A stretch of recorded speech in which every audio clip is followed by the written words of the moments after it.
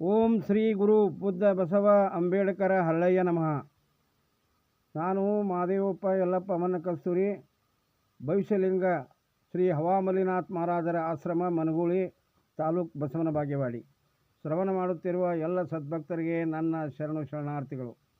ಇಂದು ನಾನು ಜ್ಞಾನ ಎಂಬ ವಿಷಯದ ಮೇಲೆ ಒಂದೆರಡು ವಿಚಾರಗಳನ್ನು ಹಂಚಿಕೊಳ್ಳುತ್ತಾ ಇದ್ದೇನೆ. ಯಾವುದೇ ಮನುಷ್ಯನಿಗೆ ಜ್ಞಾನ ಬೇಕು. ಜ್ಞಾನವಿಲ್ಲದೆ ಅವನು ಎಂದಿಗೂ ಪರಿಪೂರ್ಣತೆಯನ್ನು ಕಾಣಲಾರನು, ಅಪೂರ್ಣನಾಗಿಯೇ ಬದುಕುವನು. ಸಂಪತ್ತಿದ್ದರೂ ನಮಗೆ ಏನೋ ಕೊರತೆ ಇರುವಂತೆ ಭಾಸವಾಗುತ್ತದೆ. ನಾವು ತೀರ್ಥ ಸ್ನಾನ ಮಾಡಲಿ ಅಥವಾ ದೇವಸ್ಥಾನಗಳಿಗೆ ಹೋಗಲಿ, ನೀರು ಕಂಡಲ್ಲಿ ಮುಳುಗಲಿ, ಮರಗಳಲ್ಲಿ ಸುತ್ತಾಡಲಿ, ಮಾಟ ಮಂತ್ರ ಏನೇ ಮಾಡಲಿ, ನಮ್ಮ ಜೀವನ ಪರಿಪೂರ್ಣತೆಯನ್ನು ಕಾಣುವುದಿಲ್ಲ, ಆತ್ಮಕಲ್ಯಾಣವಾಗುವುದಿಲ್ಲ. ಆದರೆ ಪರಿಪೂರ್ಣತೆಯನ್ನು ಕಾಣಬೇಕಾದರೆ ನಮಗೆ ಭಕ್ತಿ ಬೇಕು. ಆ ಭಕ್ತಿ ನಿಷ್ಕಾಮ ಕರ್ಮವೇ ಆಗಿರಬೇಕು. ಆ ಭಕ್ತಿ ಶಕ್ತಿಯಾಗಿ ಅದು ಲೋಕ ಕಲ್ಯಾಣಕ್ಕಾಗಿ ಉಪಯೋಗವಾಗಬೇಕು. ಕೇವಲ ಬೇಕು ಬೇಕು ಇನ್ನೂ ಬೇಕು ಎಂದು ನಾವು ಆಸೆ ಪಡದೆ ದುರಾಸೆಯಿಂದ ವ್ಯರ್ಥ ಜೀವನವನ್ನು ಕಳೆಯುತ್ತೇವೆ. ಆದರೆ ಜ್ಞಾನಾಮೃತದಿಂದ, ಶ್ರವಣ ಮನನ ನಿಧಿಧ್ಯಾಸದಿಂದ ನಮ್ಮ ಜೀವನ ಸಾಗಬೇಕು. ಯಾವಾಗಲೂ ಸತ್ಸಂಗ, ಉಪನ್ಯಾಸ, ಶಿವನ ಭಜನೆ, ಕೀರ್ತನೆ, ಪೂಜೆ ಪುನಸ್ಕಾರಗಳನ್ನು ಮಾಡಬೇಕು. ಅಂದಾಗ ನಮ್ಮ ಆತ್ಮ ಪರಮಾತ್ಮವಾಗುತ್ತದೆ. ಆಗ ಪರಮಾತ್ಮನು ದೊರೆಯುತ್ತಾನೆ.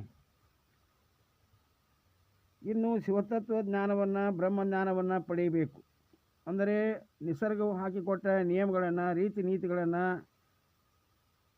ನಾವು ಮುರಿಯುತ್ತಾ ಇದ್ದೇವೆ. ಹೀಗಾಗಿ ನಮ್ಮ ಜೀವನ ದುರ್ಬಲವಾಗುತ್ತಿದೆ. ಅಂದರೆ ಜೀವನ ಕಷ್ಟಮಯವಾಗುತ್ತದೆ. ಆದ್ದರಿಂದ ಜ್ಞಾನವನ್ನು ನಾವು ಪಡೆಯಬೇಕಾದರೆ ಶಿವನಲ್ಲಿ ಭಕ್ತಿಯಿಂದ ಪ್ರಾರ್ಥಿಸಬೇಕು. ನಮ್ಮಲ್ಲಿರುವ ಶಕ್ತಿ ಸಾಮರ್ಥ್ಯಗಳನ್ನು ನಾವು ಗುರುತಿಸಿಕೊಳ್ಳಬೇಕು. ಜೀವನದ ಪರಿಶುದ್ಧತೆಗೆ ನಮಗೆ ಗುರು ಅತ್ಯಂತ ಅವಶ್ಯಕ. ಆ ಗುರುವಿನ ಸೇವೆ ಮಾಡಬೇಕು. ಗುರುವಿಗೆ ಗುಲಾಮನಾಗಿ ನಡೆಯಬೇಕು. ಅಂದಾಗ ಅವನ ಆದೇಶವನ್ನು ಪಾಲಿಸಬೇಕು. ಅಂತರಂಗ ಬಹಿರಂಗ ನಡೆ ನುಡಿ, ಕಾಯ ವಾಚ ಮನಸ ಇವು ಪರಿಶುದ್ಧತೆಯಿಂದಾಗ ನಮ್ಮ ಜೀವನಕ್ಕೆ ಬೆಲೆ ಬರುತ್ತದೆ. ನಮ್ಮ ಜೀವನ ಮೌಲ್ಯಾಧಾರವಾಗುತ್ತದೆ. ನಿಜವಾದ ತೃಪ್ತಿಕರವಾಗಿ ನಮ್ಮ ಜೀವನ ನಿರ್ಮಲ ವಿಮಲವಾಗುತ್ತದೆ.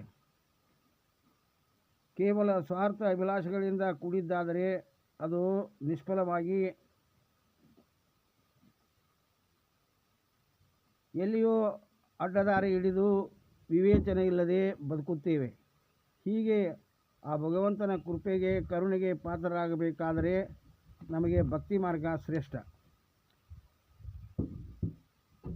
ಆದ್ದರಿಂದ ನಾವು ನಮ್ಮ ಆತ್ಮಶಕ್ತಿಯನ್ನು, ಶಕ್ತಿ ಸಾಮರ್ಥ್ಯವನ್ನು ವಿವೇಚನೆಯಿಂದ ನಾವು ತಿಳಿದುಕೊಳ್ಳಬೇಕು. ತನ್ನನ್ನು ತಾನು ಬದಲಾಯಿಸಿಕೊಳ್ಳಬೇಕು. ಕೆಟ್ಟ ಕರ್ಮಗಳನ್ನು ಮಾಡದೆ ಒಳ್ಳೆಯ ಕರ್ಮಗಳನ್ನು ಮಾಡಿ ಆ ಕರ್ಮದ ಫಲವೇ ನಮ್ಮ ಬೆನ್ನ ಹಿಂದೆ ಬರುತ್ತದೆ. ಹೀಗಾಗಿ ಆಧ್ಯಾತ್ಮಿಕ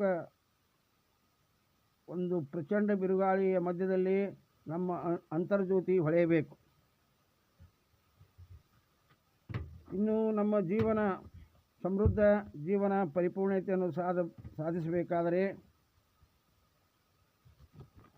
ನಾವು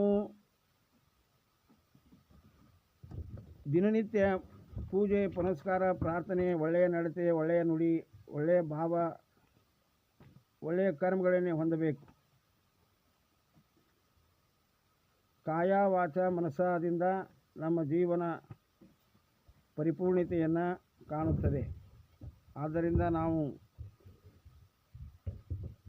ಪರಮ ಪವಿತ್ರರಾಗಿ ನಿರ್ಮಲ ಜೀವನದಿಂದ ಬದುಕಿ ಇನ್ನೊಬ್ಬರಿಗೆ ಮಾದರಿಯಾಗೋಣ ಎಂದು ಹೇಳುತ್ತಾ ಎಲ್ಲರಿಗೂ ಶರಣಾರ್ಥಿಗಳು.